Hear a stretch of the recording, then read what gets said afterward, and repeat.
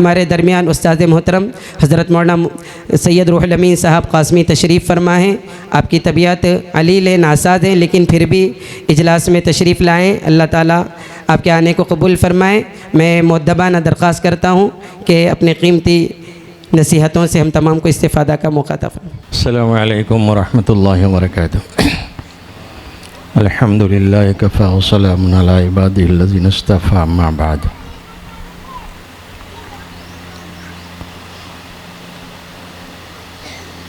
मेहमान मुकर्रम हज़रत मौलाना सईद अकबर साहब, यूँ तो नाम से पहले से मैं वाकिफ़ था और मेरे नाम से भी वो वाकिफ़ होंगे, लेकिन पहली मुलाकात हो रही है, इस वास्ते पूछ ले रहा हूँ। और स्टेज पर रौनक अफरोज़ उलमाए किराम, मुफ़ाज़ निज़ाम और मेहमान किराम और पसे पर्दा मेरी माँओं, बहनों, ख़वातीन और बेटियों, जैसा कि मौलाना शरीफ साहब ने आपसे बयान किया कि मेरी तबीयत ज़्यादा ख़राब हो गई थी, लेकिन अल्लाह ने अपने फ़ज़ल व करम से और आप लोगों की दुआ से दोबारा ज़िंदगी दी है और अल्हम्दुलिल्लाह इस वक्त ठीक है। थोड़ा सा एहतियात से काम लेना है। अल्लाह मुकम्मल सेहत आता फ़रमाएँ। जज़ाकुमुल्लाह ताला खैर। इस मौके पे मैं सिर्फ़ 3-4 बातें अर्ज़ करूँगा।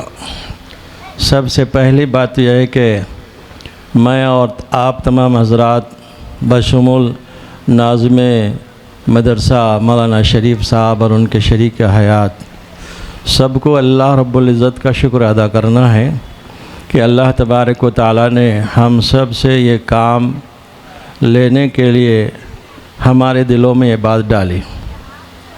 क्योंकि मैं इस मदरसे से शुरू से ही वाकिफ़ हूँ और जैसा कि शरीफ साहब ने कहा, मदरसा शुरू करने से लेकर के तालीमी और जो कुछ भी मशवरे होते हैं वो अल्हम्दुलिल्लाह मेरे सामने रखते हैं, और जो कुछ भी होता है मुझसे मैं कोशिश करता हूँ कि कुछ सही मशवरा दूँ ताकि अल्लाह के पास भी कबूल हो जाए और इनका भी काम सही हो तो गुज़रे। और वो मेरी बात के ऊपर तवज्जो भी देते हैं। मैं तो इस लायक नहीं हूँ, लेकिन फिर भी गोया कि वो अपने बाप का दर्जा मुझे देते हैं तो मैं भी उनको बेटे का दर्जा देता हूँ। और मेरे वास्ते भी ये सादत की बात है कि एक आलिम है, हाफिज़ है और मुफ्ती भी है, और हमारे सामने गोया कि उनकी 30-35 साल ज़िंदगी मेरे सामने है। वो रियाज़ इस्लाम के पुराने मदरसे में आए थे, छोटा बच्चा था, 10-12 साल का गालिबन, और अब मैं समझता हूँ उनकी उम्र 40 के आसपास है। वो पूरी ज़िंदगी मेरे सामने है। शुरू में पढ़े, हाफिज़ बने, फिर उसके बाद चारुम पंजुम अरबी तक मेरे पास ही पढ़े रियाज़ इस्लाम में। फिर उसके बाद बैरून मदारिस गए और ढाबेल वग़ैरह और दारुल उलूम देवबंद से उन्होंने अपनी तालीमी प्यास को मुकम्मल किया माशाअल्लाह, और बड़े बासलाहियत आदमी हैं। और ख़ास तौर पर एक बात जो उनके अंदर मैं देखता हूँ कि वो 2 चीज़ों का ख़याल रखते हैं, और ये दोनों चीज़ें इंसान की दुनिया और आखिरत दोनों जगह तरक्की का ज़रिया है। सबसे पहली बात है कि वो माँ बाप के मुती और फर्मा बरदार हैं। उनके वालिद साहब जब तक रहे बहुत ही एहतराम करते थे वो अपने माँ बाप के, और उनकी वालदा मौजूद है अल्हम्दुलिल्लाह, उन्हीं की किफ़ालत में उनकी वालदा है। और दूसरी बात जो ये है कि वह अपने असातिज़ा के बड़ा एहतराम करते हैं। कई मरतबा ऐसा होता है कि मेरे सामने बैठने में झिझकते हैं, लेकिन मुझे कहना पड़ता है कि आप बैठ जाइए। ये उनकी कसर नफसी समझिए या अदब व एहतराम समझिए। अल्हम्दुलिल्लाह ये उनके वास्ते सआदत की बात है और दारैन में तरक्की का ज़रिया भी है। ये मदरसा अल्हम्दुलिल्लाह अभी चंद साल पहले शुरू भी हुआ और तरक्की की मंजिल को तय करता हुआ एक आला मेयार तक बुखारी शरीफ जिसका नाम आप लोग सुने हैं, अभी जैसे हमारे इकमल साहब ने फरमाया कि बहुत से लोग बुखारी शरीफ देखे भी नहीं होंगे। सही बात है, सबके नज़र में गुज़रना और सबको देखना भी नसीब नहीं होता है। ये तो अल्लाह ताला जिसे चाहे वो दौलत अता फरमाए थे।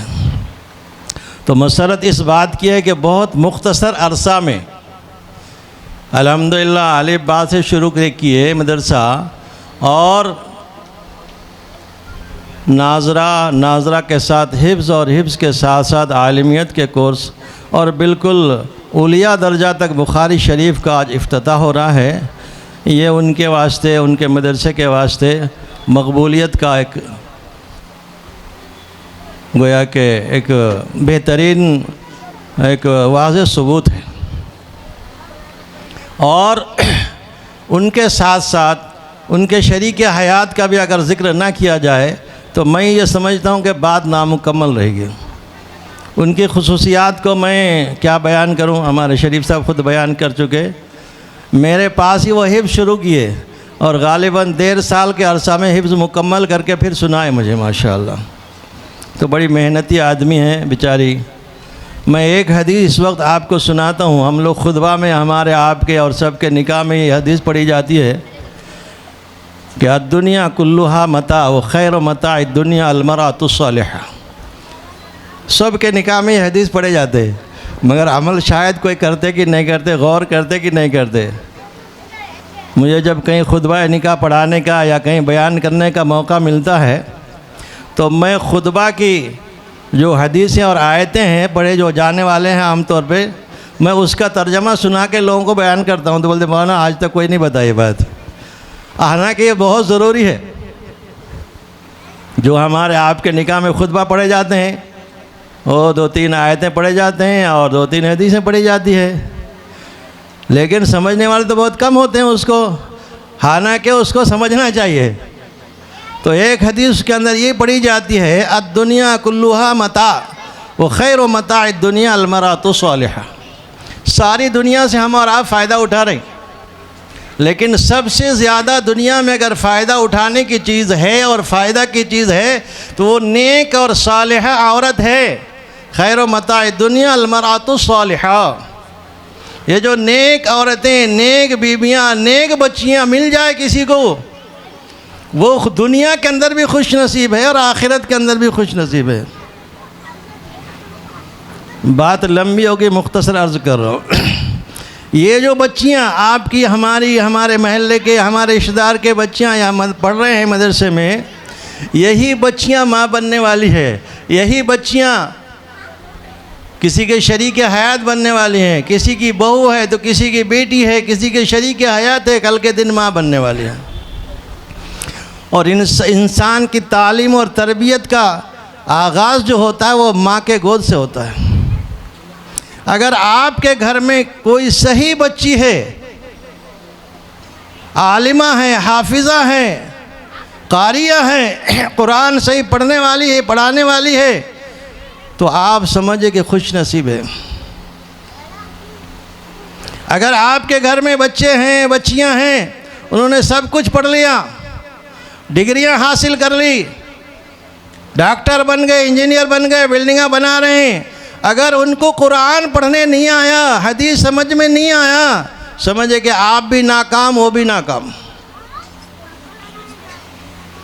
इसलिए मेरे भाइयों, बुज़ुर्गों, दोस्तों और मेरी प्यारी बहनों और भाइयों, माँ और माओ, आप सब आज से इस बात का अहद और इरादा करें कि आपके घर में जितने बच्चे और बच्चियां हैं, ख़ास तौर पे बच्चियों के वास्ते, चूँकि ये बच्चियों का मदरसा है, आप इरादा करें कि आपकी बच्चियां हाफिज़ा बने, आलिमा बने और दुनियावी तालीम भी थोड़ी बहुत हासिल करें।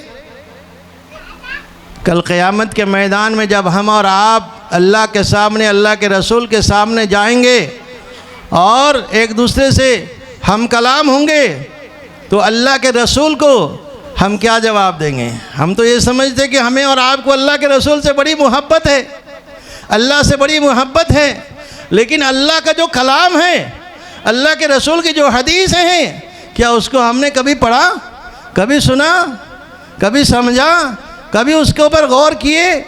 अभी रमज़ान शरीफ गुज़र गया, न जाने कितने दौर कुरान शरीफ पढ़े, हाफिज़ा में बहुत मिले पढ़ने के लिए, पढ़ाने के लिए, लेकिन अल्हम्द शरीफ का तर्जमा भी किसी ने सुना या समझा या नहीं समझा?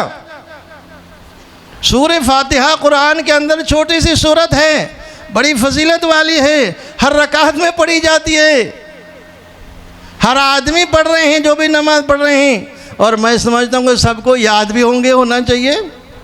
लेकिन कभी ये समझे कि अल्लाह ताला ने इस सूरत शरीफा को क्यों नाजिल किया, इसमें क्या फरमाया है, कभी गौर किया हमने? करने की ज़रूरत है। इसी ज़रूरत के तहत ये मदरसा जामिया आयशा सिद्दीक़ा लिल बनात यानी बच्चियों के वास्ते कायम किया गया है। अल्हम्दुलिल्लाह मुझे जहाँ तक मालूम है बड़े अच्छे अंदाज़ में यहाँ तालीम व तरबियत का नज़्म है, और वक्तन फ़वक्तन मेरे पास इम्तिहान भी दिलाते हैं बच्चियों के, और दूसरे असातिज़ा के पास भी इम्तिहान दिलाते हैं। कुरान शरीफ पढ़ने का बड़ा अच्छा अंदाज़ है, और इनकी जो शरीक हयात है वो भी बड़ा अच्छे अंदाज़ में कुरान शरीफ पढ़ते हैं माशाअल्लाह। कुरान शरीफ तो जिस तरीके से आप पढ़ेंगे, जितने अच्छे अंदाज में पढ़ेंगे उतना ही आपको मज़ा आएगा, और समझ के पढ़ेंगे तो और ज़्यादा मज़ा आएगा। तो कुरान शरीफ को सही तौर पे पढ़ना, तजवीज़ से पढ़ना और समझ के पढ़ने की कोशिश करना, तो इंशाअल्लाह ताला आपके घर में, हमारे घर में, आपके बच्चियों में, आपके महल्ले में भी नूरानियत पैदा होगी। कुरान शरीफ जिस घर में पढ़े जाते हैं उस घर के अंदर बरकतों का नुज़ूल होता है। कितने घर हैं हमारे जो सुबह से लेकर शाम तक कुरान शरीफ की तिलावत कभी दिन में या कभी रात में हो रही है, नहीं हो रही है? अगर किसी के पास हो रही है तो बहुत अच्छा है, अगर नहीं हो रही है तो इरादा और अज़्म कीजिए कि हमारे घर में रोज़ किसी न किसी वक्त में कुरान शरीफ की तिलावत होनी चाहिए, चाहे बीवी करे, शौहर करे, बेटी करे, बेटा करे, जो भी जिसको भी मौका मिले सब करे तो बहुत अच्छा है। वरना बारी बारी से करें कि थोड़ी देर वो करे, थोड़ी देर आप करें, थोड़ी देर आपकी शरीक हयात करे, कुरान शरीफ का तर्जमा भी हो और तिलावत भी हो। इंशाअल्लाह ताला इस तरीके से आपके और हमारे घरों में और हमारे घरों के बच्चियों में और हमारे अफराद के घर दिलों में नूरानियत पैदा होगी, घरों में बरकत पैदा होगी। बहुत से लोग आते हैं, मुल्सा हमारे घर में बरकत नहीं हो रही, क्यों नहीं हो रही है? कुरान से दूर हैं, हदीस से दूर हैं। बहरहाल बात लंबी नहीं करना है। एक आखिरी बात यह है कि यह हदीस शरीफ जिसके उन्वान से ये जलसा सजाया गया है, ये किताब बड़ी बाबरकत है। मुझसे यह भी मशवरा किया गया कि आपका बयान आखिर में रखें। बोले नहीं, मेरा बयान आखिर में नहीं, आखिर में तो दर्स हदीस होगी, दर्स हदीस के बाद दुआ होगी। और उसकी वजह यह है कि जिस तरह से कुरान शरीफ पढ़ के अगर कोई बंदा दुआ करता है, नमाज पढ़ के कोई दुआ करता है, तो अल्लाह ताला उसकी दुआ को जल्दी कबूल फरमाते हैं। इसी तरीके से हदीस शरीफ और बुखारी शरीफ ख़ास तौर पे पढ़ के जब दुआ होती है तो अल्लाह ताला उस दुआ को रसूलुल्लाह सल्लल्लाहु अलैहि वसल्लम के अल्फाज की बरकत से जल्दी कबूल फरमाते हैं। इसलिए मैंने कहा कि नहीं बेटा, पहले हमारा बयान जो भी है रख दो, उसके बाद बुखारी शरीफ का दर्स होगा और दर्स के बाद फिर दुआ होगी, उसके बाद इंशाअल्लाह प्रोग्राम के बाद जो भी है आप अंजाम देंगे। तो मैं आप तमाम हज़रात से अदबन गुजारिश करता हूँ, फिर एक बार मैं अल्लाह रब्बुल इज़्ज़त का शुक्र अदा करता हूँ, और हमारे शरीफ साहब और उनके शरीक हयात और आप इन सब तलबा और तालिबात के माँ बाप को और आप सबको मुबारकबाद देता हूँ कि आप अपना वक्त फ़ारिग करके यहाँ तशरीफ़ लाएँ। मैं आखिर में ये गुजारिश करता हूँ कि आपसे जो भी हो सकता है, जिस तरह से आप दूसरे मदरसों का ताउन करते हैं और करना चाहिए, ये मदरसों का ताउन करना मदरसों को देना नहीं है, खुद अपना ताउन है, अपनी मदद करना है, अपनी दुनिया और आखिरत में खैर व बरकत हासिल करना है, और यही चीज़ हमारे और आपके वास्ते काम आने वाली है। अल्लाह से दुआ है कि अल्लाह ताला मुझे भी आपको भी तौफीक अमल अता फ़रमाएँ और इस मदरसे को दिन दूनी रात चौगुनी तरक्की अता फ़रमाएँ। और इस मदरसे के वास्ते आइंदा जब जलसा होंगे सालाना, मैं अल्लाह से ये भी दुआ करता हूँ कि इंशाअल्लाह ताला अपने ज़ाती मकान अपने ज़ाती जगह में होंगे। जज़ाकुमुल्लाह ताला खैरा। अल्लाह हम सब की दुआओं कबूल फरमाए। जज़ाकुमुल्लाह ताला खैरा। ग्रीनविल हाई स्कूल हमारे स्कूल में आने वाले तमाम तलबा को मयारी व मौसर तालीम देना चाहते हैं। असरी तालीम के साथ दीनी तालीम व तरबियत से भी रोशनास करना चाहते हैं ताकि तलबा इस इस्लामी माहौल में तालीम व तरबियत पाकर बहैसियत मुसलमान माशरे में अपना अच्छा किरदार अदा कर सके और मखलूक खुदा के लिए फ़ायदेमंद साबित हो। मुकम्मिल तालीम का निज़ाम जिसकी बदौलत तलबा दीनी व असरी तालीम एक ही जगह हासिल कर सके।